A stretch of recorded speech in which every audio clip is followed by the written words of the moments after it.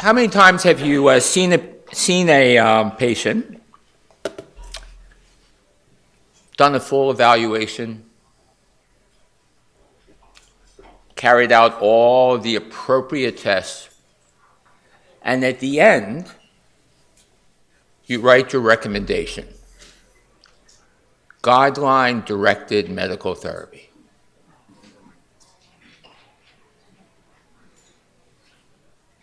Have any idea what that means? Mark Drasner is one of the writers of the guideline. How many people get guideline-directed medical therapy?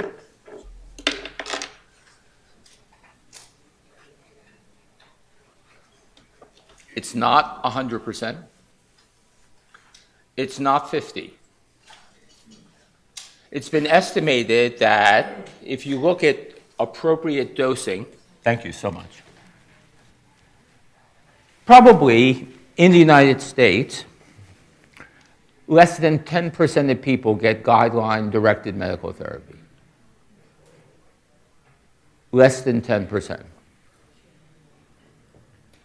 Because no one actually cares about prescribing it.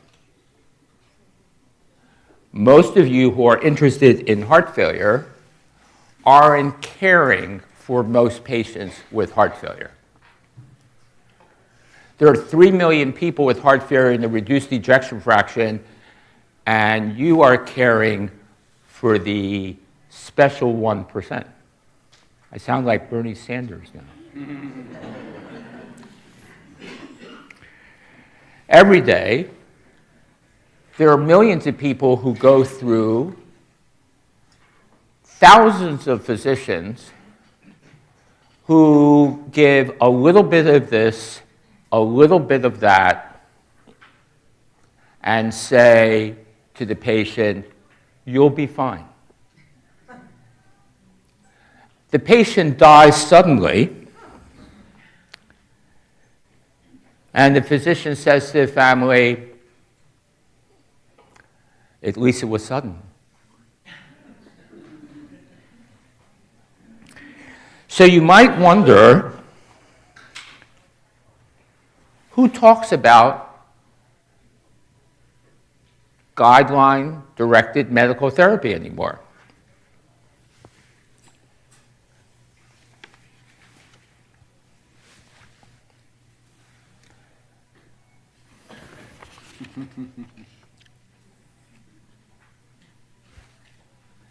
Oh, it's me.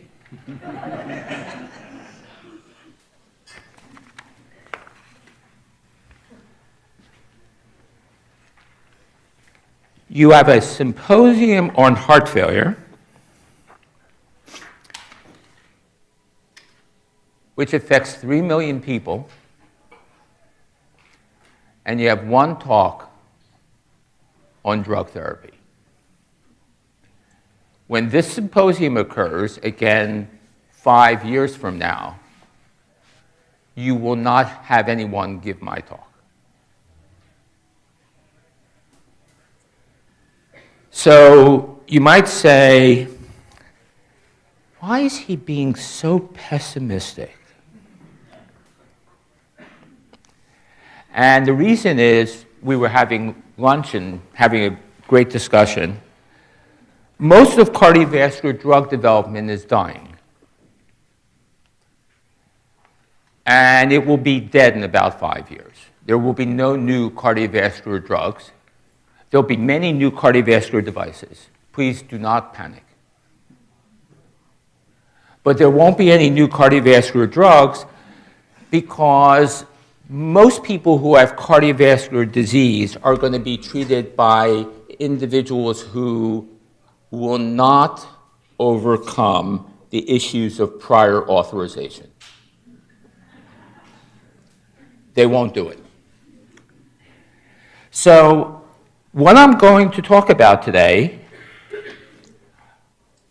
is of theoretical interest.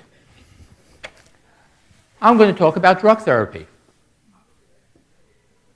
And most of you are going to say, I really liked it when they talked about devices. So let me tell you a story. I'm going to tell you a story. It's more of a personal story than it is anything else. And let me see. Okay. It wasn't that long ago in the history of medicine when ACE inhibitors were first introduced for the treatment of heart failure. And everyone says they're the cornerstone of the treatment of heart failure. Everyone with heart failure and a reduced ejection fraction should be on ACE inhibitor if they can tolerate it. The guidelines say so very specifically. The guidelines also say angiotensin receptor blockers should be used in people who can't tolerate an ACE inhibitor.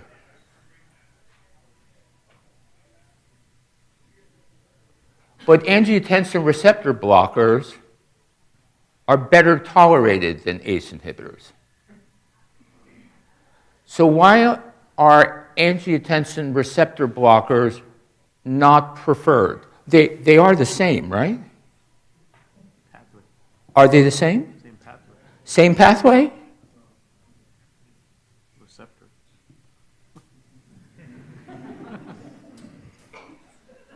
So now I'm going to tell you a story. I'm going to tell you a story that begins with the question, why? Why is there a worldwide consensus on the use of renin-angiotensin system inhibitor, and it makes no sense? One, renin-angiotensin system is not the first neurohormonal system to be activated in heart failure. So blocking it shouldn't be your first step. Inhibitors of the renin-angiotensin system have only modest effects and inconsistent effects on symptoms and exercise tolerance. How many double-blind trials have shown that ACE inhibitors improve symptoms? You're right, none. Angiotensin receptor blockers have not been shown to reduce cardiovascular mortality. They're not equivalent to ACE inhibitors. And the total amount of data we have on ACE inhibitors in chronic heart failure is summarized on this slide, and it is unbelievably small. There are 2 trials of ACE inhibitors that have shown a mortality effect. One was in 250 patients followed for 6 months. SOLVE treatment trial showed about an 18% reduction in the risk of death. No positive trials with angiotensin receptor blockers. So ACE inhibitors are really puny. They really, really don't work very well, and angiotensin receptor blockers are even worse. Compared to beta blockers, the magnitude of effect of drugs that inhibit the renin-angiotensin system is really small. It's actually much worse than this. Because that is what happens when you give full doses. And most people don't get full doses. So what is going on here, and what can we do about it? Well, most of the way that we've thought about this is that we're going to block the renin-angiotensin system, and we're going to do it pharmacologically. It's very simple to do that. All you have to do is remember your renin-angiotensin system cascade, which you will never remember because you shouldn't. And ask yourself a question. Why do ACE inhibitors work so poorly? 15, 17% reduction in risk of death, very little effect on symptoms, no effect on exercise tolerance. maybe we're not giving enough. Maybe if we just intensify the attack on this system, we would do a better job. Well, remember that when you intensify the attack on the renin-angiotensin system, you are hoping for greater efficacy, but of course there is a price to pay. The price to pay is hypotension, worsening renal function, hyperkalemia. And when you give ACE inhibitors or angiotensin receptor blockers, the renin-angiotensin system escapes. So you say, well, okay, I have to give more. And so just suppose we gave really high doses of these drugs. Really high doses of an angiotensin receptor blocker, like doses of Valsartan greater than those approved by the FDA. Or doses of lisinopril that no one uses, and compares them to little doses of these drugs. And there's no difference in mortality. You can increase the dose of an ACE inhibitor fourfold, sixfold, eightfold. You'll reduce the risk of hospitalizations for heart failure, but you won't reduce the risk of death. Maybe we should add more inhibitors to the renin-angiotensin system. We're going to add an angiotensin receptor blocker to an ACE inhibitor. Doesn't work. More side effects, no greater efficacy. I have a better idea. Why don't we give an renin inhibitor, like a Valsartan, and add it to an ACE inhibitor? Really block the renin-angiotensin system completely. Nothing good happens.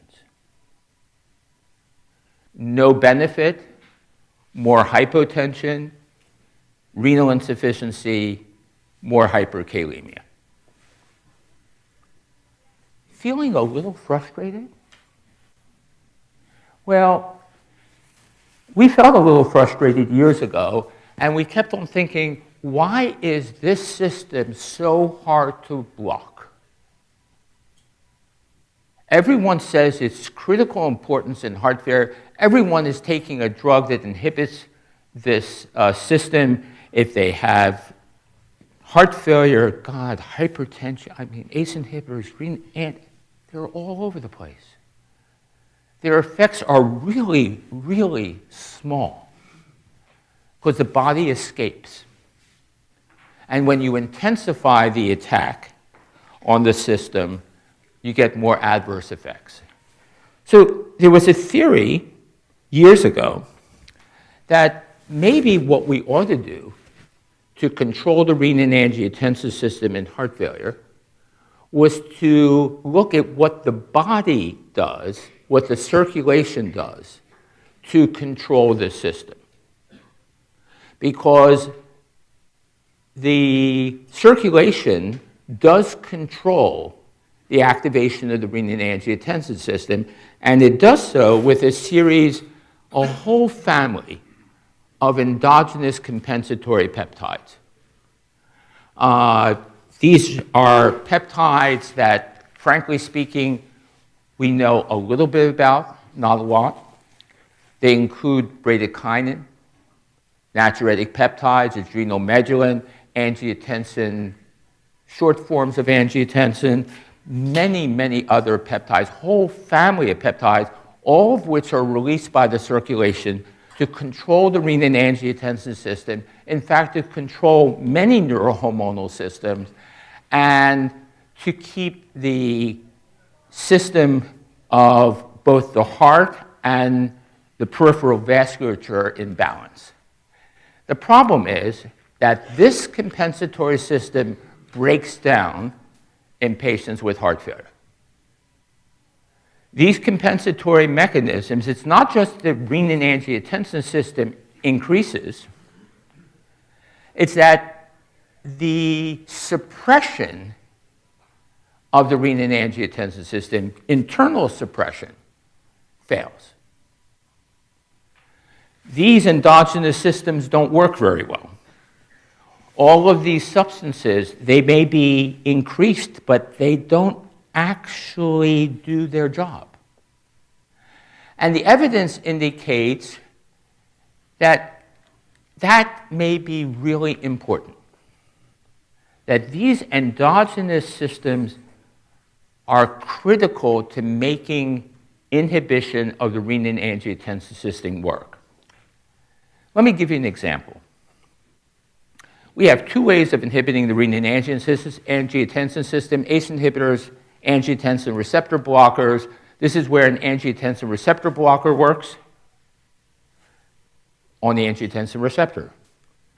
This is where an ACE inhibitor works. Decreases angiotensin, but it also inhibits the breakdown of bradykinin. So the difference between an ACE inhibitor and an angiotensin receptor blocker is they both inhibit angiotensin. The ACE inhibitor boosts bradykinin. How do you know? How many of you have had a cough on an ACE inhibitor? Me too. How many have seen patients who have angioedema on an ACE inhibitor? It happens.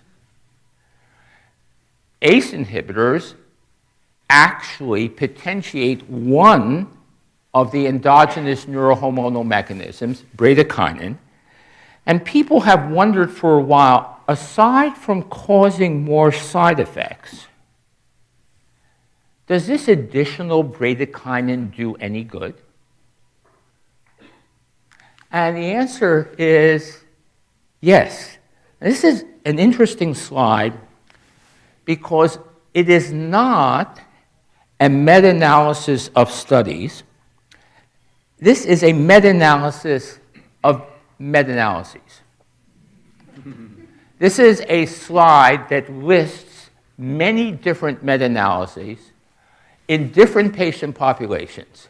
In controlled clinical trials, there are about 150,000 patients represented on this slide, followed for a period of up to about 7 or 8 years.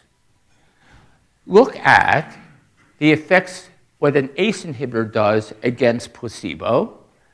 Look what an angiotensin receptor blocker does against placebo. Notice, I can study any patient population I want. Heart failure, no heart failure, coronary disease, diabetes, doesn't matter. I look at the data. ACE inhibitors are always better than placebo by about 15%.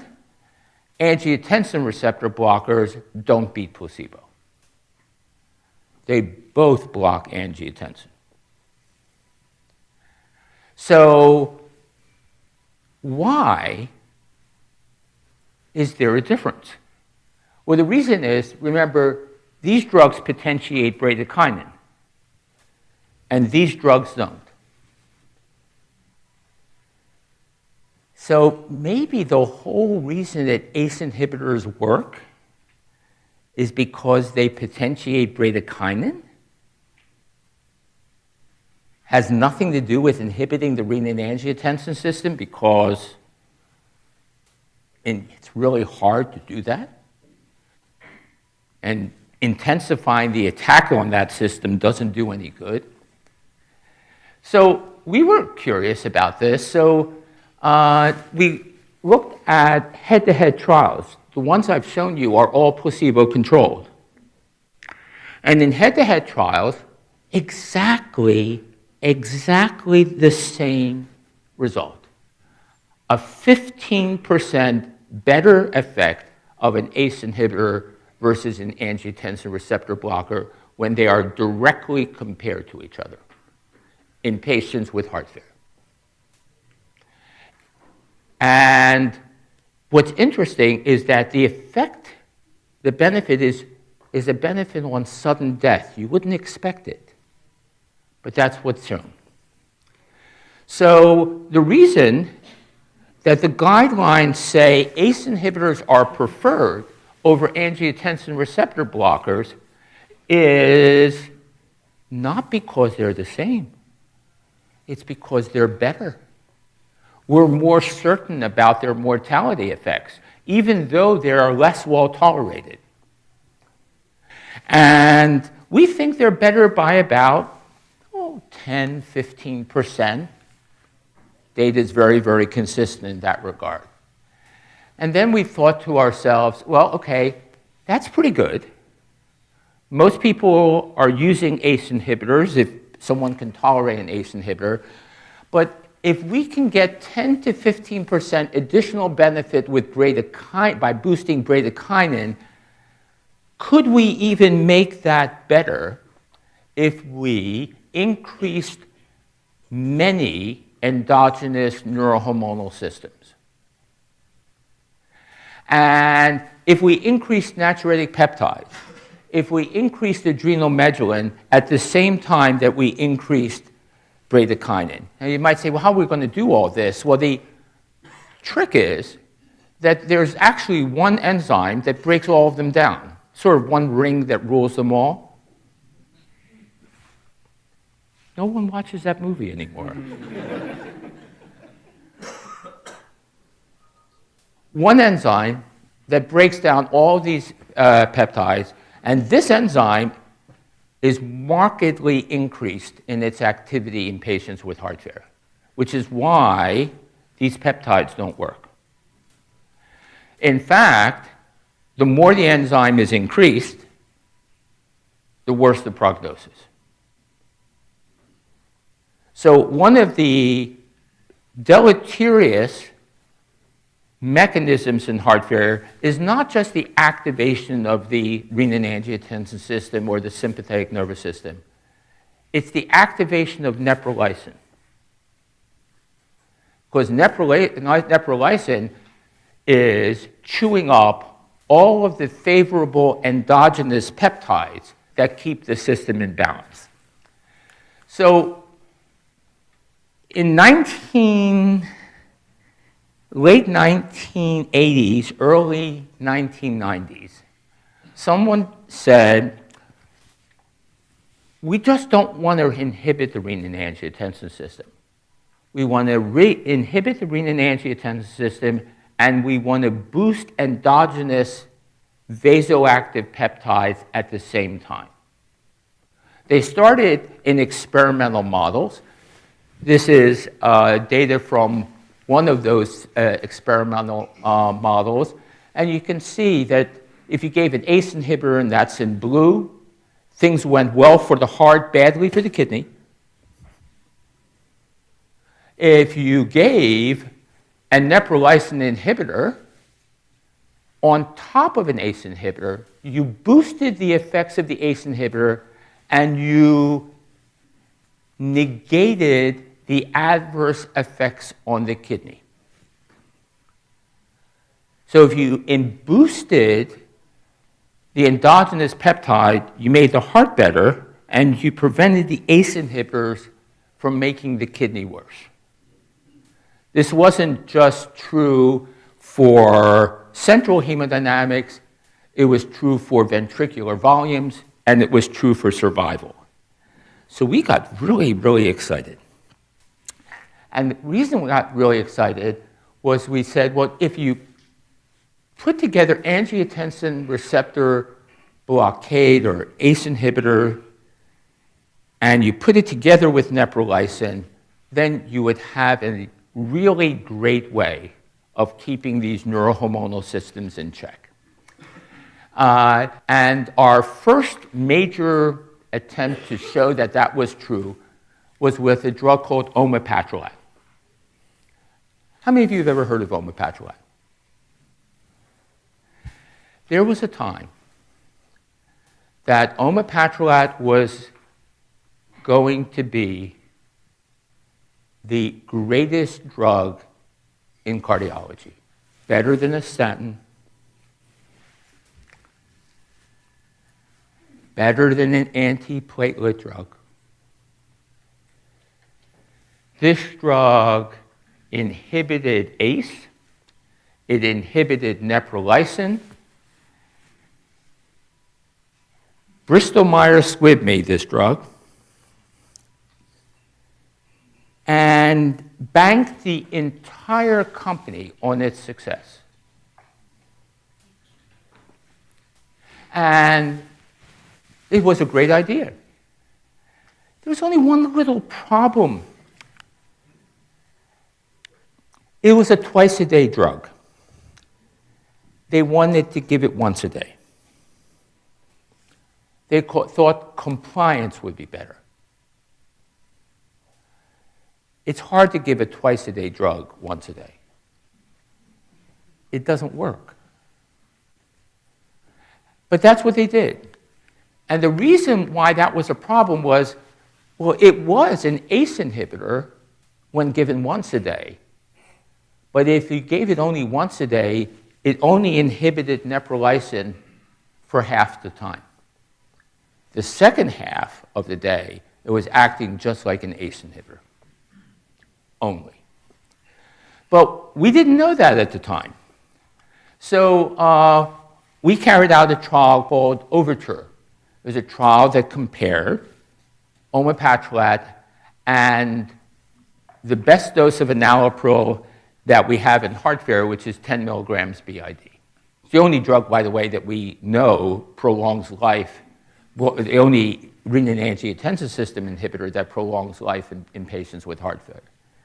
And as you can see, Omapatrilat did not succeed.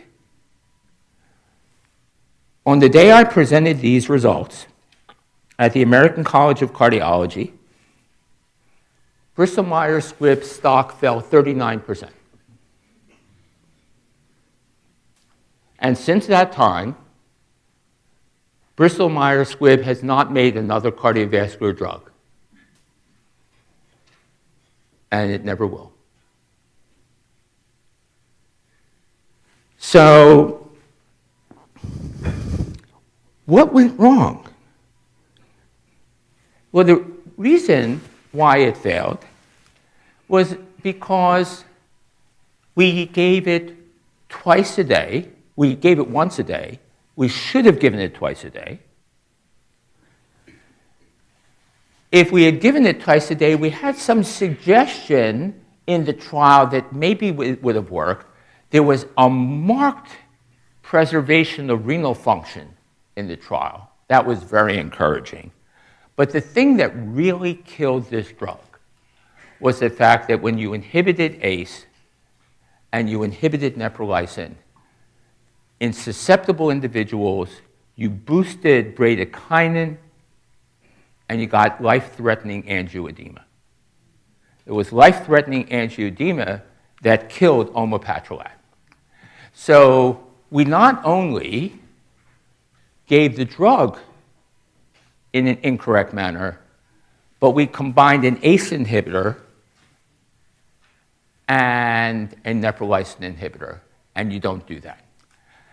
You don't do that because if you do that and you inhibit another enzyme called aminopeptidase, which is what Omapatrilat did, then you get life-threatening angioedema. So in 2002, the whole concept of inhibiting neprilysin disappeared from the cardiovascular universe. It didn't get resurrected until about 10 years later when there was a thought that, well, maybe there was something to look at here. So a different company made a drug called LCZ696. For a long time, that was the only name we knew. And this was a drug that did not inhibit aminopeptidase. It didn't inhibit ACE. It blocked angiotensin by receptor blockade, not by ACE inhibition.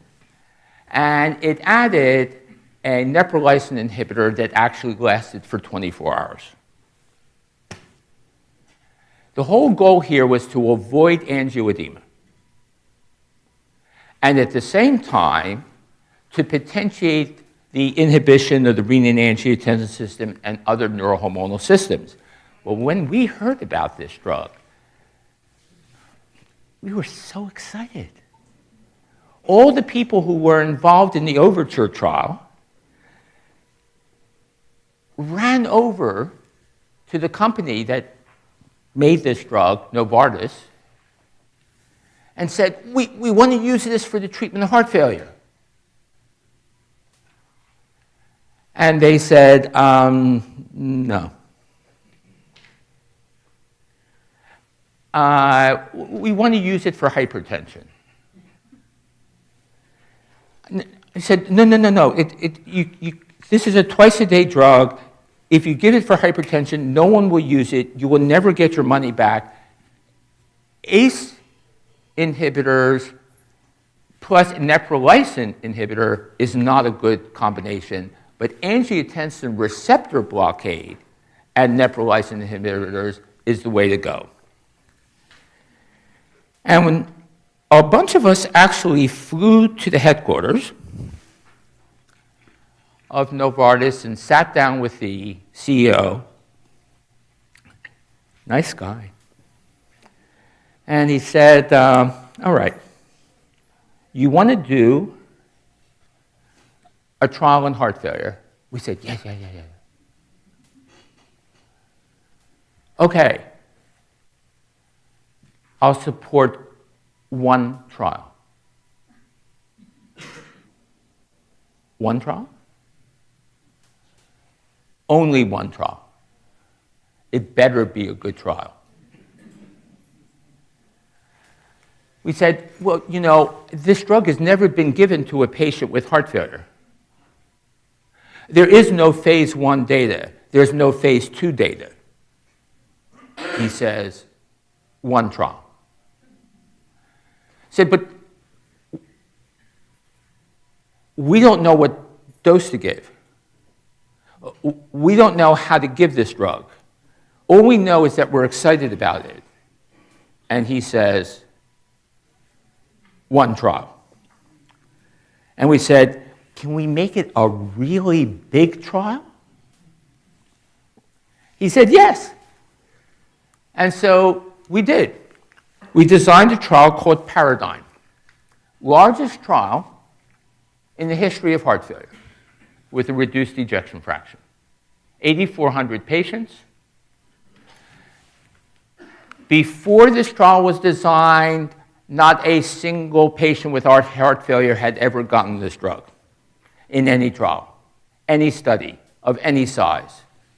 We didn't just skip phase 2, we skipped phase 1. We went directly to phase 3.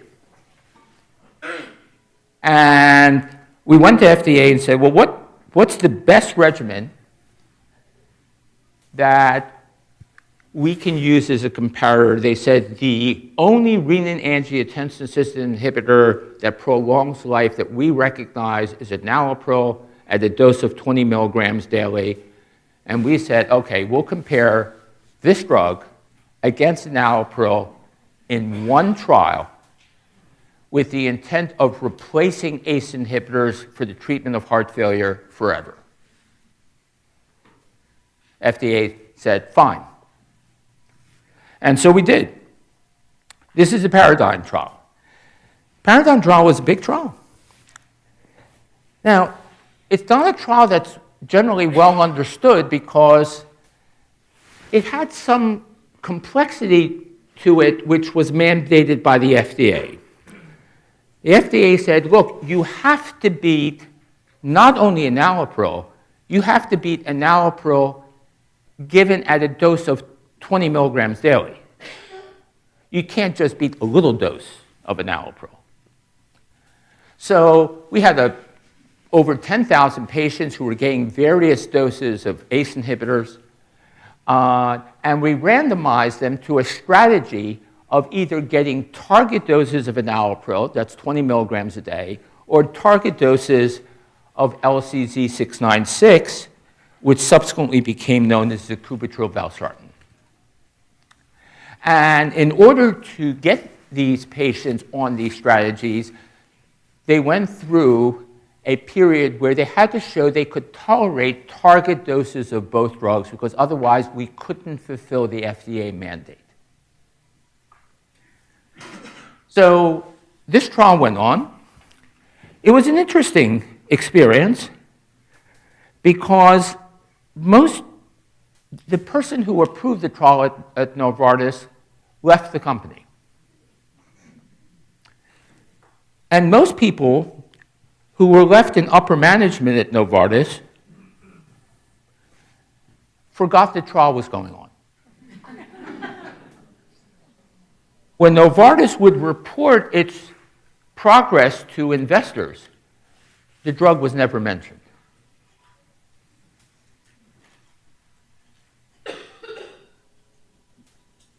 Trial cost about $50 million a year over a period of about 5 years, $250 million, and no one noticed.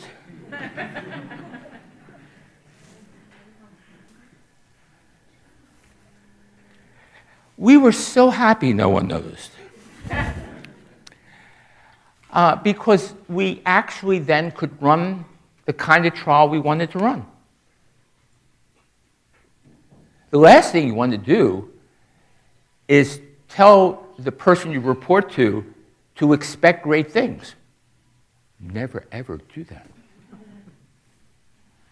So we were about 3.5 years into the trial. The Data Safety Monitoring Board summoned John McMurray and I into a room and said, we're stopping the study. We said, you can't. We developed the study with stopping rules to make sure that you would never stop early. Because to stop early, you not only had to meet the primary endpoint, you had to meet cardiovascular mortality, and you had to do it with an extremely small p-value. They said, we recommend that you stop the study. And the reason was because there was a 20% greater reduction in cardiovascular death and heart failure hospitalization in the Sacubitril Valsartan arm than the enalapril arm. The average dose of enalapril here is 18.9 milligrams a day, highest dose ever used in a clinical trial. And with a very, very small p-value. And we were just astonished. Because remember, the people sitting in the room 10 years before had sat in the room and looked at disappointing results with Omapatrilat. So our faith in the idea that neprilysin inhibition was essential to inhibiting the renin-angiotensin system wasn't a short-term dream, it was a long-term dream. What was really impressive was the effects on cardiovascular death. The drug didn't just slow the progression of disease, it markedly reduced the risk of sudden death, and particularly reduced the risk of sudden death in people who already had an ICD. That was really amazing. 20% reduction, life extension of about 1.5 to 2 years, which compares very nicely to most drugs we use for the treatment of cancer. So we were very impressed. What we essentially found was when we added a neprilysin inhibitor to an inhibitor renin-angiotensin system, we doubled the survival effects of the inhibitor of the renin-angiotensin system. And we reduced cardiovascular death, death from pump failure, sudden death, even sudden death in people getting an ICD. And boy, we were really excited. Not only that, but every paper that we have written on this trial, and we've written a fair number, maybe about 40 papers, from the trial since have shown that no matter what we look at, how we look at the data, no matter what we do, no matter what subgroup, Sacubitril Valsartan is better than an ACE inhibitor. And remember, the ACE inhibitor is already better than an ARB alone. Even if we reduce the dose, lower doses of this drug were better than lower doses of enalapril. Hospitalizations were reduced, cumulatively so. What was really impressive was the difference between the two drugs was apparent in 30 days. Statistically significantly different at 30 days. So we thought, boy, this is pretty neat. This is really cool. Not only did the drug work better, it had less side effects. Less renal impairment, less hyperkalemia, no increase in angioedema. And not only that, but if you gave this drug before you gave spironolactone or eplerenone, you could prevent the hyperkalemia produced by spironolactone and eplerenone.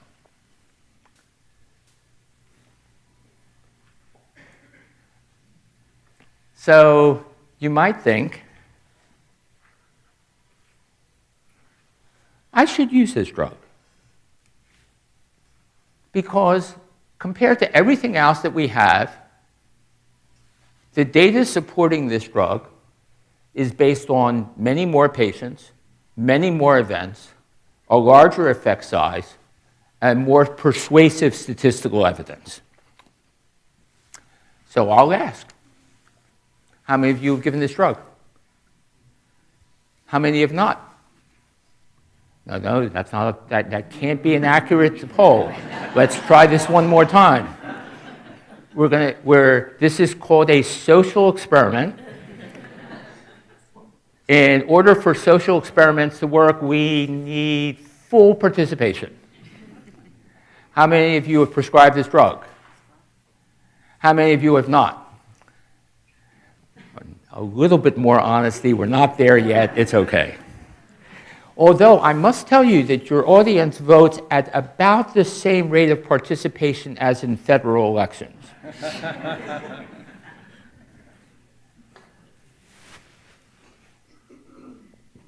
This drug is, those of you who, Democrats don't vote. that Democrats don't vote? I said, thank God.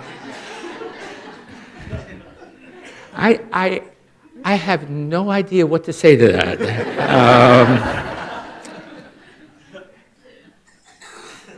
This is a Democratic city, right? No, for the election, it was blue. Yeah, it's wrong. It was blue, okay.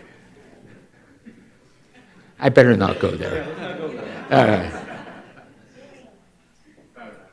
And so this drug was introduced. The FDA approved the drug in 5 months.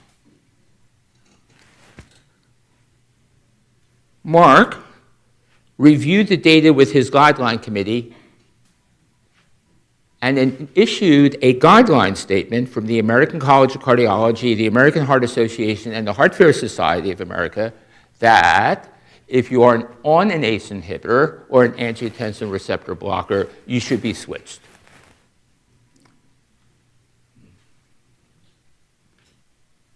That would mean 3 million people would be switched.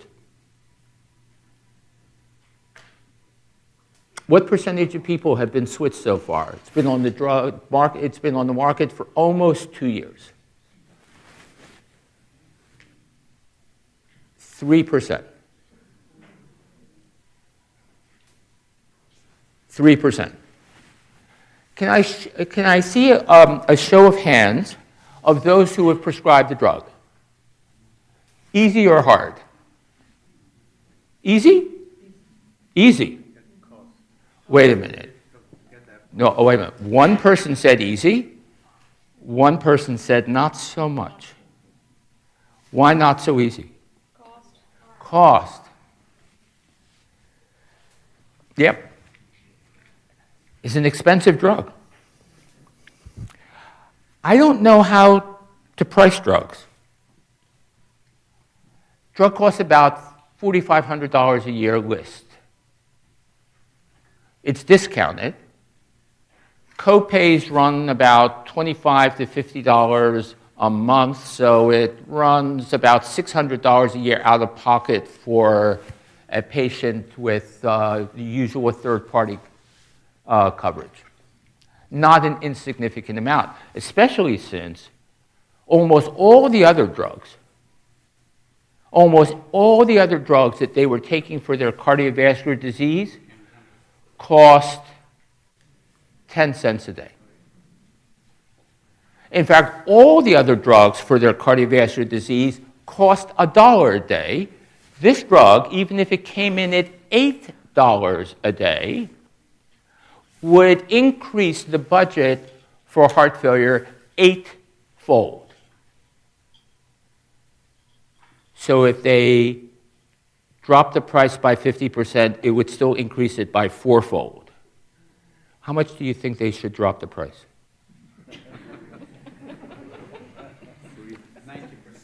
90%. Let me tell you something.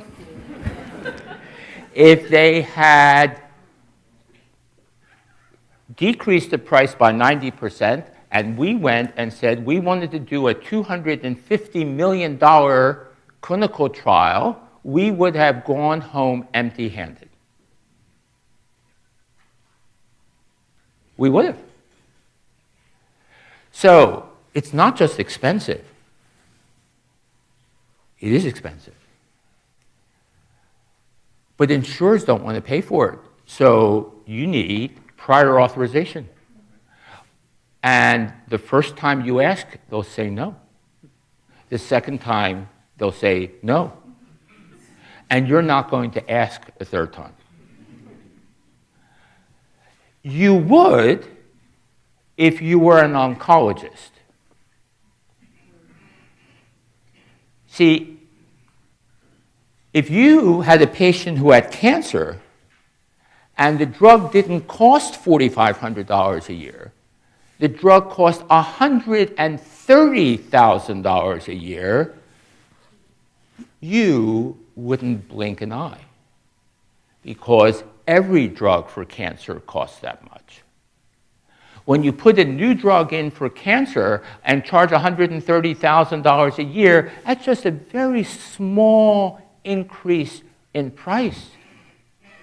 Because most of the cancer drugs, they all cost that much.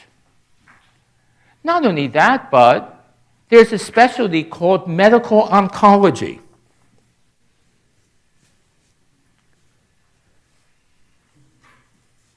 Medical oncologists make their livelihood giving drugs, IV or otherwise.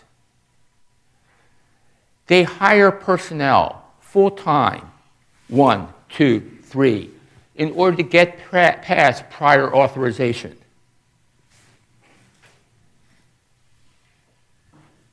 Cardiologist going to do that?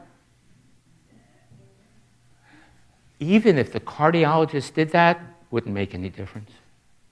Because most people with heart failure aren't being taken care of by cardiologists. Most are being taken care of by primary care physician, who, when you say the words prior authorization,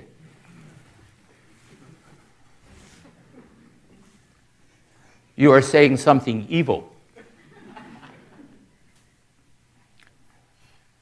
So, does this drug save lives? Sure. Are other drugs, is there another new drug on the market for heart failure? Yep, Ivabradine. Reduces heart rate, reduces the risk of hospitalization, costs almost as much as LCZ 696, also increases the expense enormously, and requires all sorts of forms and prior authorization. And no one's using it.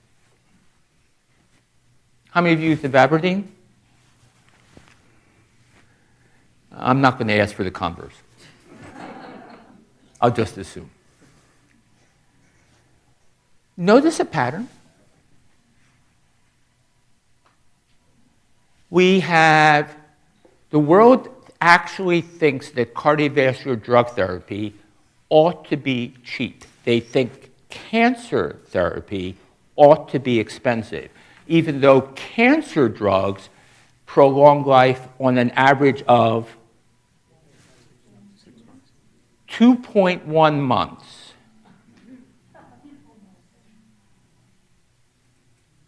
And this drug prolongs life by 1.5 to 2 years. You want prior authorization for a cancer drug, go to a medical oncologist, and you'll get it. No problem. So, what is happening to cardiology? Drug development in cardiology, as we know it, is dead. And it's not coming back. In another 3-4 years, when the current low level of clinical trials dies down, there will be no new antihypertensive drugs, no new drugs for arrhythmias, no drugs for angina. What's angina?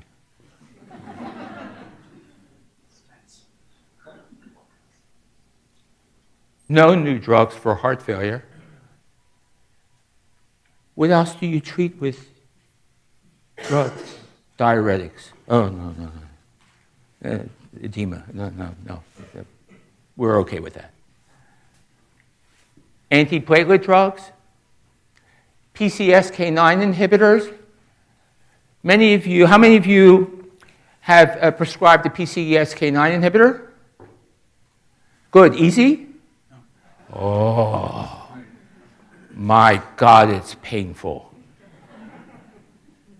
$38 a day. You know how many forms you have to fill out for $38 a day? You're going to say, oh no, I just heard on the news, going to be presented at the American College of Cardiology, a new trial called Fourier. Fourier? I never know how to say that. Showing that a PCSK9 inhibitor reduces major cardiovascular events. What is this going to do for the number of forms that you fill out? It will double it.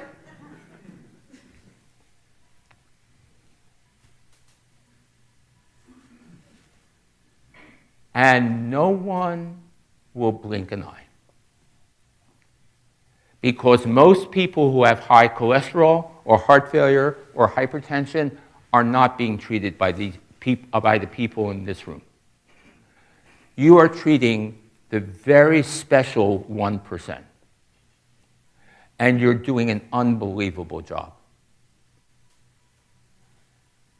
But 99% of people with cardiovascular disease are being grossly undertreated, and that's not going to change in the near future. And no one is going to develop new cardiovascular drugs because there's no market for new cardiovascular drugs. So all of you who are interested in devices, you can keep your devices. And you should. It's the only thing in cardiology that will distinguish a cardiologist from a non-cardiologist. The ability to diagnose and treat cardiovascular disease with drugs, it will soon be a lost art. Thank you very much.